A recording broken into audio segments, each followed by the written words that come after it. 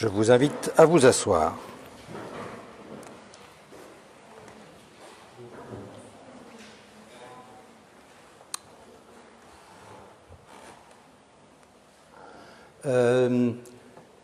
Timothée, Augustin, Rosalie, vous vous rappelez de David?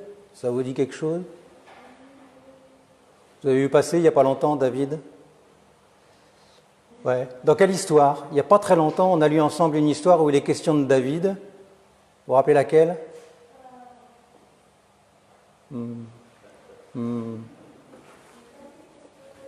Ouais, David contre Goliath. Bravo. Ouf.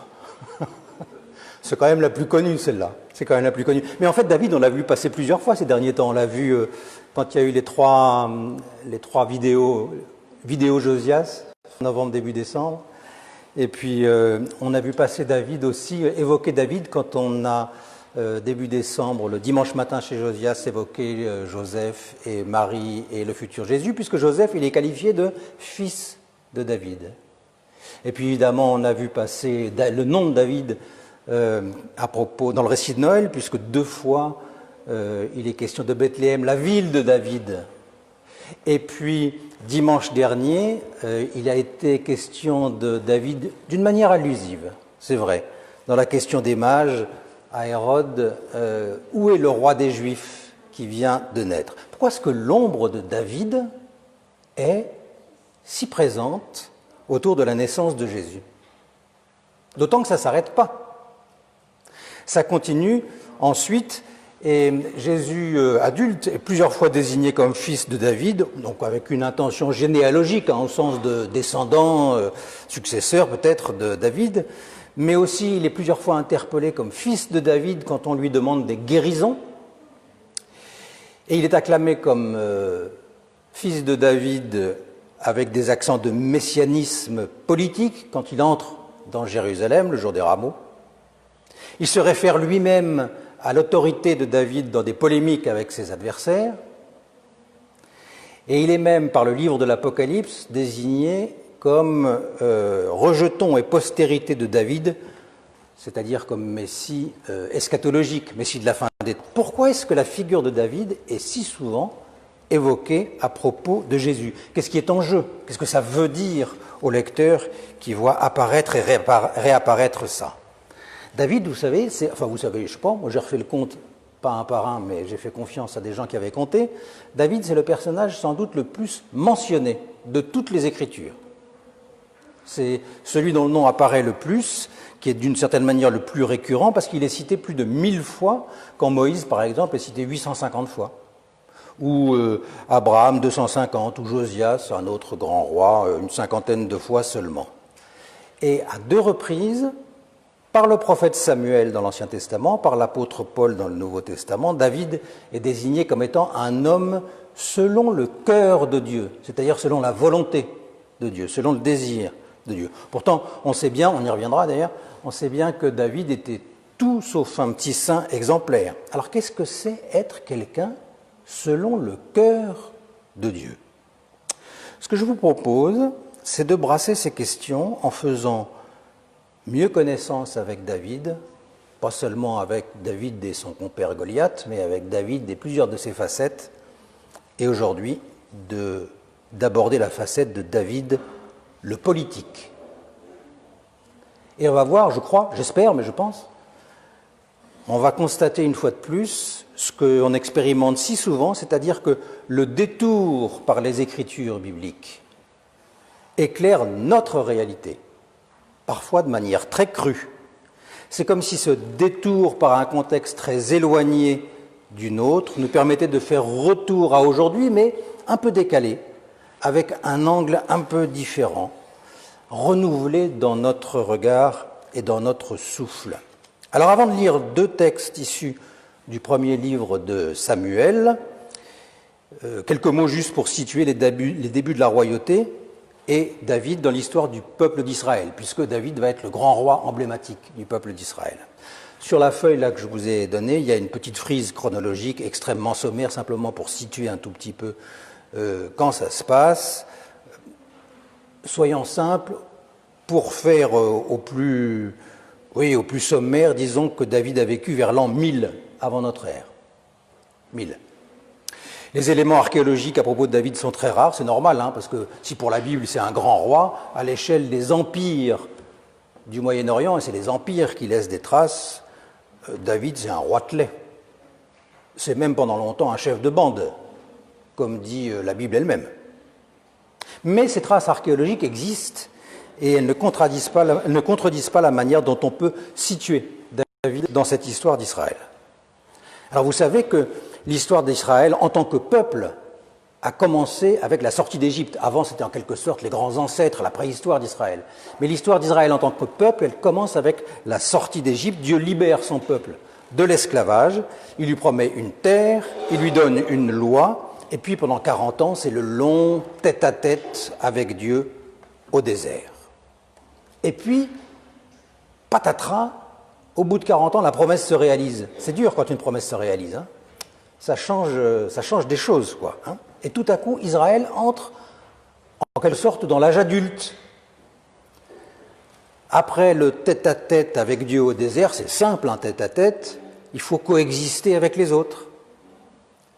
Et après la marche, il faut s'installer et durer. D'où une double question fondamentale qui va accompagner Israël pendant toute son histoire, qui va être présente au cœur de la vie du peuple pendant toute son histoire. Première question, c'est celle de la stabilité. Comment demeurer quand on a erré? Comment s'installer quand on a dû son salut à la fuite? Comment vivre en sédentaire tout en restant dans son esprit nomade? Comment investir un territoire en restant mobile? Comment durer quand on a vécu au jour le jour, penser à la manne, etc. Autrement dit, comment être fidèle au Dieu de l'Exode quand il n'y a plus d'Exode? Comment on fait? Puis la seconde question, c'est la question de la coexistence. Elle se pose en interne et en externe. En interne, quel lien entretenir entre les 12 tribus qui marchaient en troupeau et puis qui maintenant ont chacune leur territoire? Comment ça va s'articuler tout ça? Quelle unité est possible? Et puis en externe, la question se pose aussi, celle de la coexistence, avec ceux qui sont déjà là dans la terre promise parce qu'elle n'était pas vide et pour qui Israël est un intrus. Et comment faire avec les autres qui viendront dans la suite de l'histoire et qui pour Israël seront des intrus? En somme, comment apprendre à vivre les uns avec les autres et même les uns chez les autres, tout en restant soi. Je ne sais pas si vous entendez qu'il y a comme une petite musique très contemporaine dans ces questions. Stabilité et mobilité.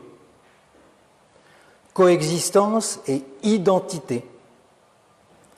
Une petite musique très contemporaine qu'on entend aujourd'hui à propos de la mondialisation, des migrations, de l'identité, de la souveraineté, etc. Et donc au carrefour de ces questions de stabilité et de vie commune, de coexistence, la question qui est posée, c'est bien celle des institutions politiques.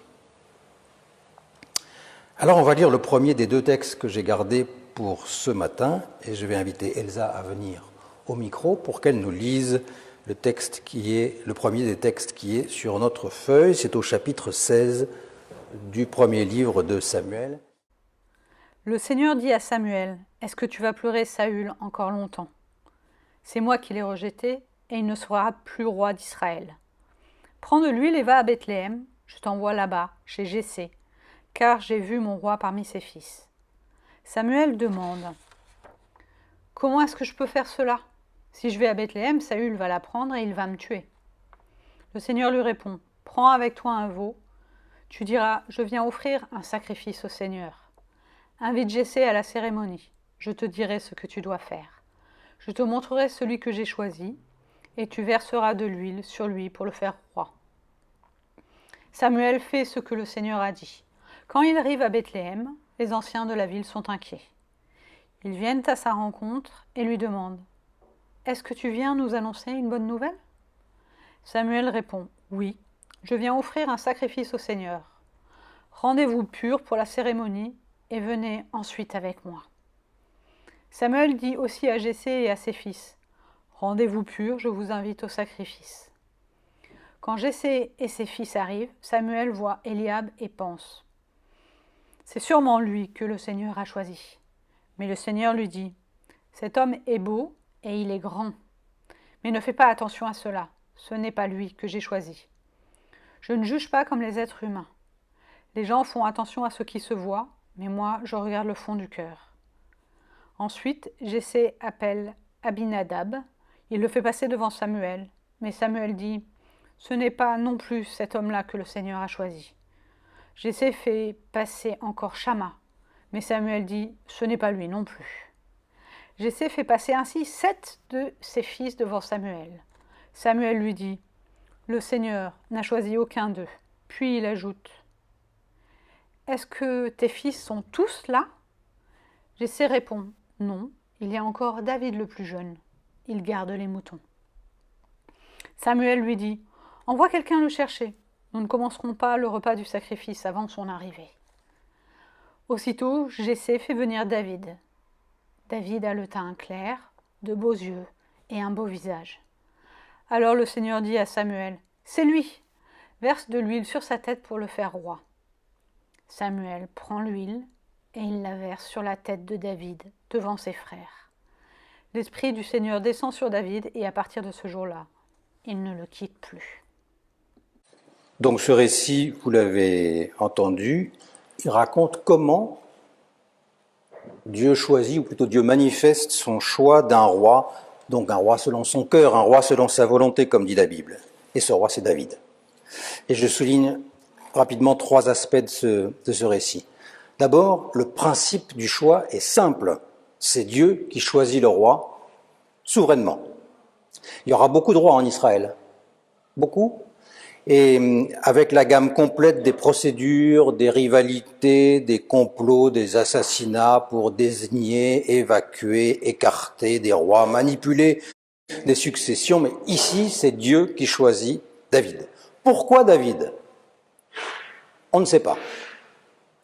Dieu dit simplement, c'est le verset 1, « J'ai vu mon roi parmi les fils de Jessé ». Et la seule précision qu'il donne, c'est un peu plus loin au verset 7, « Les gens font attention à ce qui se voit, mais moi, je regarde le fond du cœur. » Qu'est-ce que Dieu cherchait ? Qu'est-ce qu'il a vu au fond du cœur ? Nous n'en savons rien. Librement, sans rendre de compte à personne, Dieu fait un choix et David est l'élu, celui que Dieu a choisi.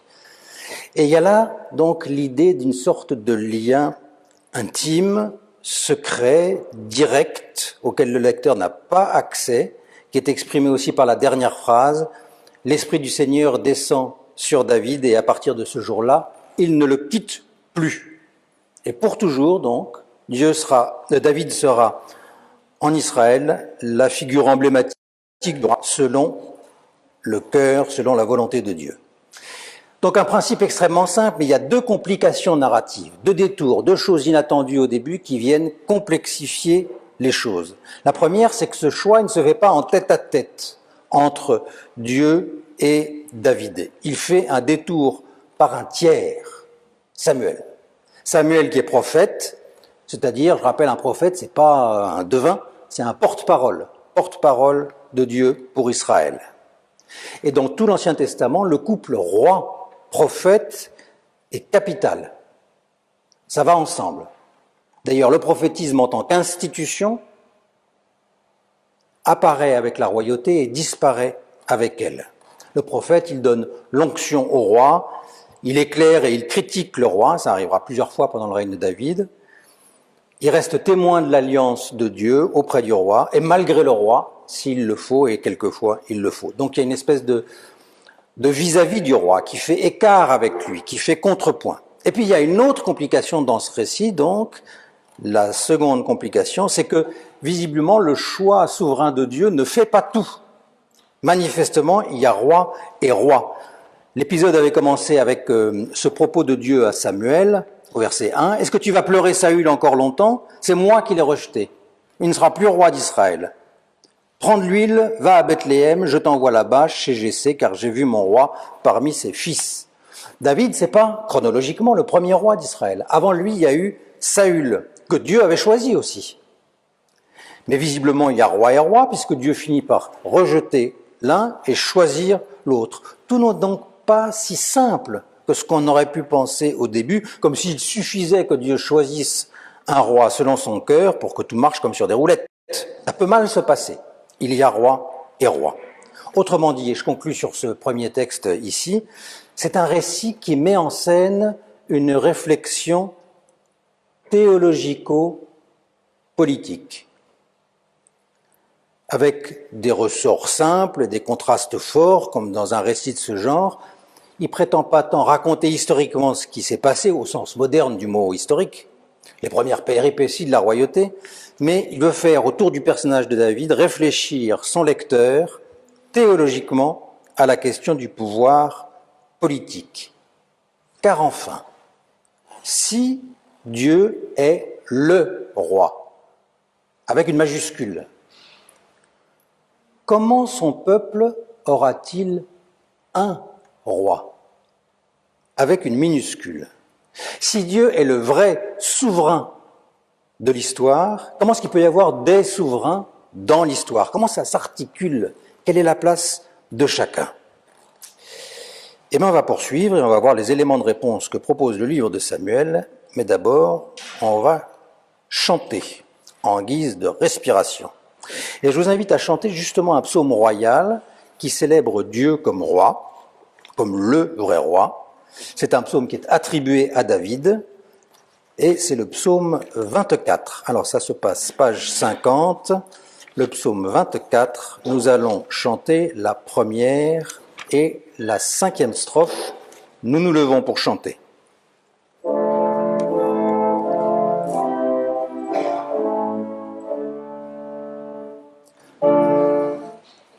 Comment donc la royauté ou la souveraineté de Dieu s'articule avec la souveraineté et la royauté du roi? Est-ce qu'il y en a place pour deux? Est-ce que l'un est au service de l'autre? Comment ça va se passer? L'un des récits qui met le mieux en scène cette question, elle se situe quelques pages avant celui que nous avons lu. Donc on va faire un flashback, on va se retrouver avant l'avènement de Saül, le premier roi d'Israël. Il n'y a pas encore de roi, et à ce moment-là, celui qui tient plus ou moins lieu de chef du peuple, c'est Samuel, le prophète, qui est également qualifié de juge, de magistrat, et on va entendre maintenant comment la question d'un roi éventuel est apparue. Et j'invite Moritz à s'approcher du micro pour nous lire le deuxième texte biblique de ce matin.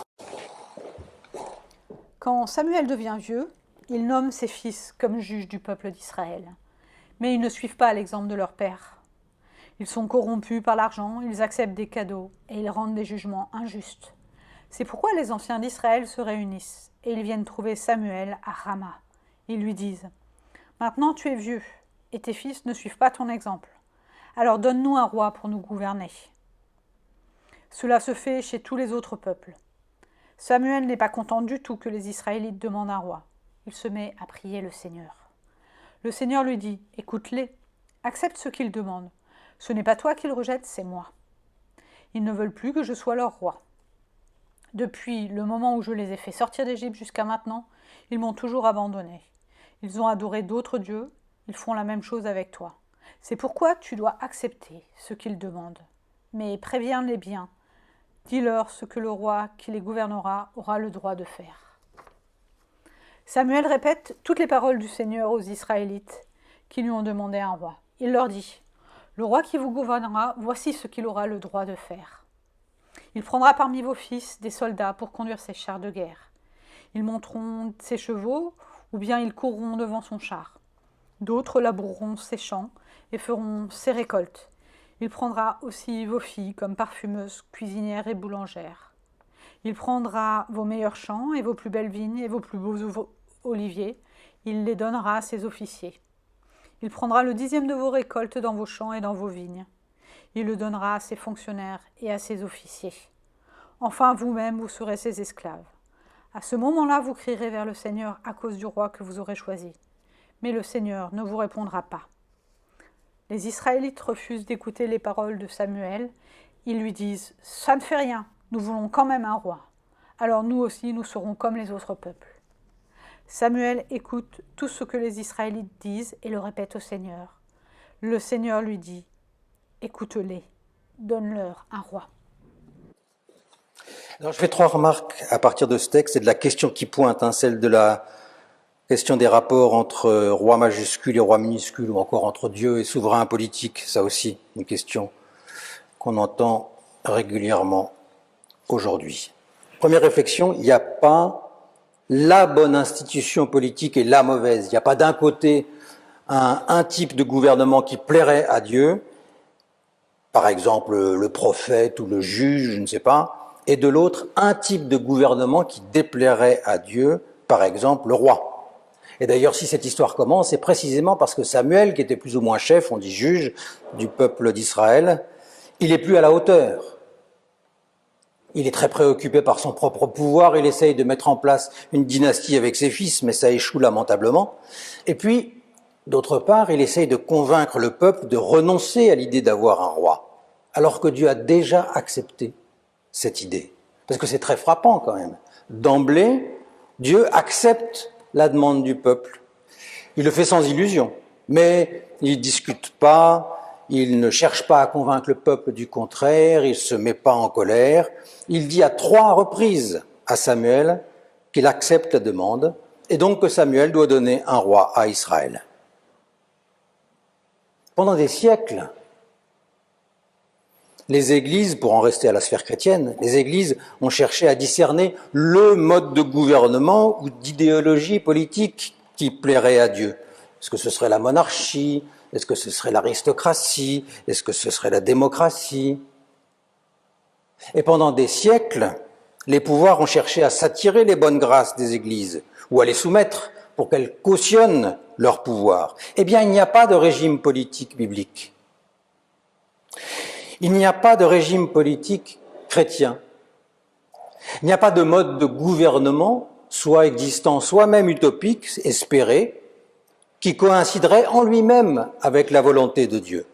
À sa manière, ce que ce récit instaure déjà, c'est ce que nous, bien plus tard, nous appellerions une forme de laïcité. C'est-à-dire qu'il n'y a pas de continuité entre Dieu et une forme d'organisation politique particulière. D'où une deuxième réflexion. Ce que ce petit récit décrit fort bien, évidemment toujours dans le contexte culturel qui est le sien, c'est que le roi gouvernera sans état d'âme et que les allées du pouvoir ne sont pas semées de pétales de rose. Samuel, il décrit au peuple ce qui va se passer, et ce qui va se passer, c'est que le roi va gouverner d'une main de fer. Il va imposer sa volonté, comme tous les rois. Et le fait de se doter de cette institution politique, on le voit, c'est raconté dans le récit, ça a des conséquences lourdes sur le plan économique. On voit que le roi va mettre la main sur une bonne part de l'économie du pays, l'agriculture, l'artisanat, etc. Sur le plan social, on voit l'impact de l'institution monarchique sur les familles, les individus, la démographie, etc. Sur le plan politique, on voit l'impact de l'institution royale sur le mode de gouvernement, dont le prophète dit que ça aura pour résultat de placer le peuple en situation d'esclavage, en quelque sorte. Dire ça au peuple d'Israël, qui est né en étant libéré de l'esclavage, c'est un terme qui est chargé d'un poids considérable. Eh bien, le texte ne condamne nullement cette manière de faire. Le roi n'est pas appelé, parce qu'il est le roi du peuple de Dieu, à être particulièrement juste ou particulièrement équitable. Bien sûr, plus tard, certains prophètes rappelleront, et sévèrement à l'ordre, certains rois quand ceux-ci seront trop injustes, trop corrompus, trop oublieux de leur devoir. Mais un roi est un roi. Et le gouvernement qui est envisagé ici, il est admis dans sa brutalité, dans ses nécessités. Le mode de gouvernement qui s'annonce, donc, et que Dieu accepte, n'a rien d'utopique, rien d'idéal, rien de particulièrement juste ou porté par des valeurs particulièrement nobles. La véritable pierre de touche, et c'est ma troisième réflexion et dernière, la grande question, c'est bien plutôt quelle sera la place du roi par rapport à Dieu. Samuel, il avait pris la demande du peuple comme une contestation de son propre pouvoir. Mais il se trompait. Et Dieu le lui dit sans détour quand il lui dit « c'est pas toi qui rejettes, c'est moi ». Ils ne veulent pas que je sois leur roi. Quelles que soient les institutions politiques, quelle que soit la manière dont elles servent le peuple, dans certaines limites bien sûr, mais qui ne sont pas évoquées ici, le grand risque, c'est de mettre Dieu et le souverain politique en rivalité. C'est que le souverain politique vienne occuper la place de Dieu. Et donc ce qui est essentiel, c'est que les institutions politiques réelles et espérées, elles laissent Dieu être Dieu. Eh bien cette question-là, elle n'a pas pris une ride. Évidemment, on n'est plus dans le contexte de David, ni de ceux qui plus tard ont compilé ces textes et les ont transmis. Mais cette question n'a pas pris une ride. Nous sommes, notre contexte à nous, c'est d'être dans une république indivisible, laïque, démocratique, sociale, fermez les guillemets. Premier article de notre Constitution. Et a priori, et en droit, Dieu est Dieu, ou pas, pour qui veut, comme chacun le veut, et toute dimension religieuse a été évacuée des institutions. Eh bien, justement, si on regarde la manière dont en France le protocole situe les dirigeants, si on regarde les équilibres institutionnels et certains aspects du droit constitutionnel, par exemple le droit de grâce, si on regarde la manière dont les questions religieuses sont instrumentalisées, et l'inflation de la communication médiatique, et ce qu'elle comporte d'irrationnel et de proprement religieux, et la pipolisation, etc. On peut se demander si le religieux ne fait pas sans cesse un retour dans la vie sociale et politique, mais sous la forme du déni, c'est-à-dire d'une manière obscure et d'une manière malfaisante. Nos institutions, elles ont évacué la question, disons, de la transcendance, ou du spirituel, ou du sacré. Et j'emploie ces mots parce qu'ils peuvent être aussi bien religieux que agnostiques et qu'athées. Il y a des transcendances de toute nature. Mais nos contemporains, et nous-mêmes parfois, nous considérons que cette dimension transcendante n'a pas droit de cité, qu'elle doit rester purement privée, qu'elle est socialement non pertinente, voire interdite. Mais justement, en faisant de la question spirituelle un point socialement aveugle et qui doit être tu, les institutions politiques et sociales ont le champ libre pour prendre sournoisement une coloration religieuse. Ça s'appelle du déni. Plus on évacue la question de la transcendance de l'espace public, et plus on favorise le retour souterrain, mais de fait, d'une dimension religieuse dans les questions sociales et politiques, d'un style, d'un ton, qu'il s'agisse des hommes, avec des responsables politiques sur leur Olympe, qu'il s'agisse des systèmes, avec par exemple un marché qui devient une sorte de réalité sacrée et intouchable, qu'il s'agisse des idées, avec des rêves utopiques qui ont ravagé l'histoire quand on a cherché à les réaliser de force. Et c'est exactement ce contre quoi ce récit que nous avons lu nous met en garde. Pour dire les choses de manière un peu carrée, la politique n'est vraiment laïque que quand elle consent à se reconnaître comme relative et pas absolue. La communauté sociale n'est vraiment respectueuse d'elle-même que quand elle se sait non pas close sur elle-même, mais ouverte sur une autre dimension transcendante, spirituelle, que chacun investit bien entendu comme il le souhaite, de manière religieuse ou pas, et comme il veut. La laïcité n'est vraiment laïque que quand elle tient compte de la pertinence sociale de la question spirituelle. Voilà les trois remarques que je voulais faire à la lecture de ce second récit qui met en scène la naissance de la monarchie dans l'Israël ancien. Il n'y a pas, aux yeux de Dieu, de bonnes ou de mauvaises institutions politiques en soi, Le souverain politique est là pour gouverner sans idéalisme, sans naïveté.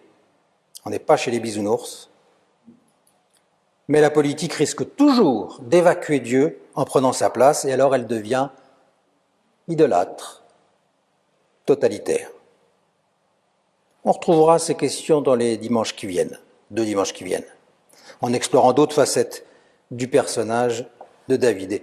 Et ces questions, elles se déplaceront un peu, se compliqueront, mais elles s'éclaireront aussi, parce que ce que nous verrons, c'est que la fidélité de Dieu est plus grande, plus tenace que toutes les infidélités de David, des rois, des peuples et de nous-mêmes.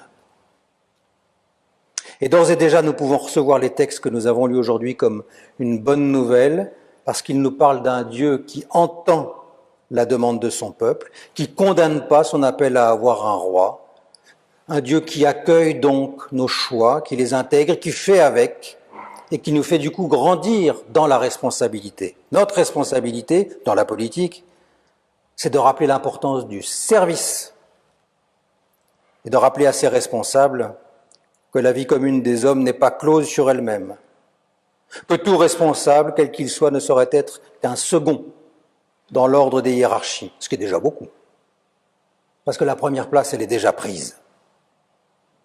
À nos yeux de chrétiens, cette première place, elle est prise justement par le fils de David, c'est-à-dire qu'elle est prise par celui qui est venu pour servir et qui, à cause de cela, a été mis au rang des derniers.